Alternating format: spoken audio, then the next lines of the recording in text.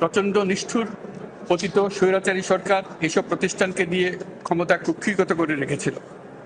আমরা তার এই প্রচেষ্টা ব্যর্থ করে প্রতিষ্ঠানগুলোর হারানো গৌরব ফিরিয়ে আনব।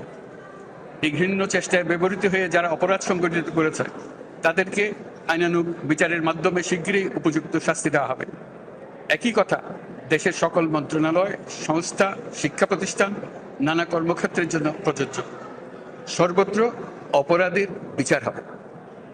আজ প্রত্যেকটি প্রতিষ্ঠান ও তার সদস্যরা নিজ নিজ কর্তব্য পালন করার মাধ্যমে দ্বিতীয় স্বাধীনতাকে উপভোগ করবেন, দেশকে গৌরবের শীর্ষে নিয়ে যাবেন এবং দেশবাসীকে এবং জগৎবাসীকে উপভোগ করার সুযোগ করে দেবেন। আমি জাতির পক্ষ থেকে প্রত্যেকে নির্ভয়ে আনন্দ চিত্তে নিজ নিজ কর্মস্থলে নিজ নিজ সামর্থ্য নিয়ে এগিয়ে আসতে অনুরোধ করছি। দেশের সকল মানুষকে আজ স্বাধীন, নির্ভয়, নিরুদ্বেগ থাকার জন্য নিশ্চয়তা দেওয়ার জন্য আমাদের ছাত্র শহীদরা প্রাণ দিয়েছেন। এই অভ্যুত্থানের মাধ্যমে সৃষ্ট সরকার দেশের প্রত্যেকের সরকার। এখানে থাকবে সকলের আকাঙ্ক্ষা পূরণের অধিকার। অরাজকতার বিষ বাষ্প এখন যেই ছড়াবে, বিজয়ী ছাত্র জনতা সহ মুক্ত মানুষের আইন শৃঙ্খলা বাহিনীর পূর্ণ শক্তি তাকে ব্যর্থ করে দেবে। নিষ্ঠুর স্বৈরাচারী সরকার দূর হয়ে গেছে।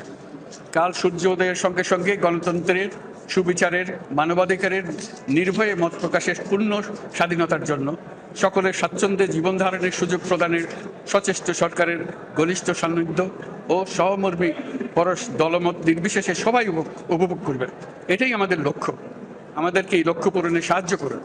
সারা বিশ্ব আজ অবাক হয়ে বলছে, সাবাস বাংলাদেশ, সাবাস বাংলাদেশের ছাত্র জনতা। আমরা এই অর্জনটাকে আর অনেক দূর নিয়ে যেতে চাই। আমাদের ছাত্র জনতার জন্য কিছুই অসম্ভব নয়। আমাদের তরুণরা অসম্ভবকে সম্ভব করতে পারে, তারা সেজন্য প্রতিজ্ঞাবদ্ধ। যদি আমরা ঐক্যবদ্ধ থাকি, ধ্বংসাত্মক কর্মকাণ্ড থেকে দূরে থাকি, সবার জন্য মুক্ত পরিবেশ সৃষ্টি করতে পারি, আমাদের বিজয় অবশ্যই হবে। মহান আল্লাহ আমাদের সহায় হন।